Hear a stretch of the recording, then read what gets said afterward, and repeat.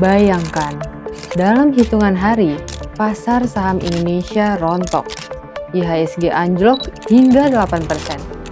Nilai portofolio investor menguap. Triliunan rupiah lenyap dari layar perdagangan.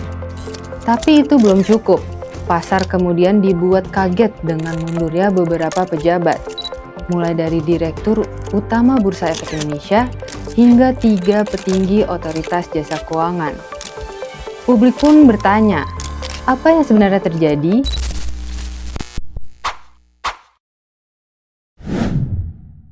Berbagai pemberitaan di media nasional belakangan ini memunculkan satu nama yang dianggap biang keladi dari rontoknya pasar saham Indonesia, MSCI. Lalu siapakah MSCI yang mampu merontokkan IHSG hingga mundurnya para pejabat pemerintah? Hari ini kita akan membahas lembaga global yang mungkin jarang terdengar investor retail tapi sangat menentukan arah uang global, yaitu MSCI atau Morgan Stanley Capital International.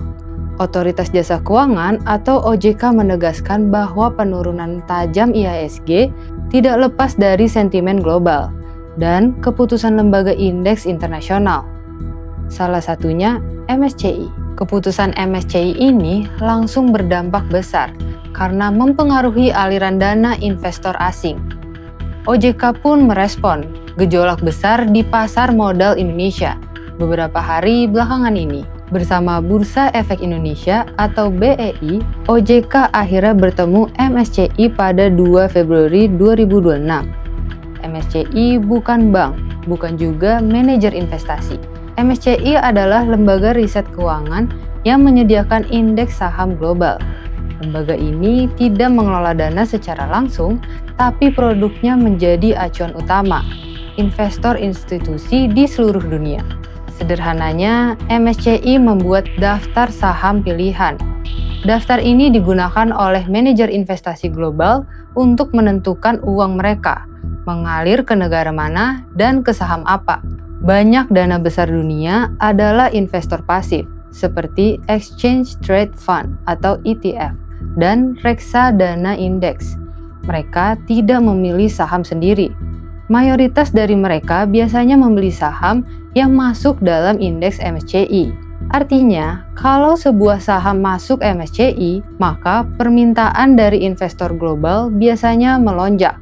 Dana asing masuk, dan harga saham ikut naik. Kalau bobot suatu negara dibekukan, dana asing bisa berhenti bahkan keluar. Dan inilah yang terjadi di Indonesia. Pada akhir Januari 2026, MSCI mengumumkan keputusan krusial. Bobot saham Indonesia dibekukan. Pemicunya adalah isu transparansi data pasar modal dan kemudahan akses informasi bagi investor asing. Keputusan ini langsung dibaca pasar sebagai sinyal negatif. Hasilnya, tekanan jual masif. Investor asing melepas saham. IHSG pun terjun bebas. MSCI bukan lembaga biasa. Indeks MSCI menjadi acuan investor global yang dananya berjumlah ribuan triliun rupiah.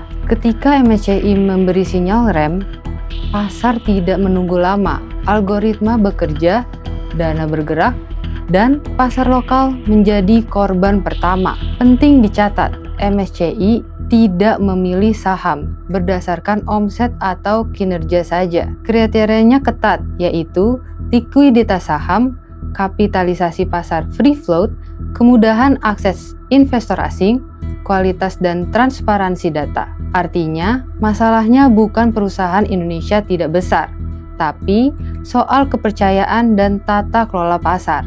Bagi investor retail, kejadian ini jadi pelajaran besar.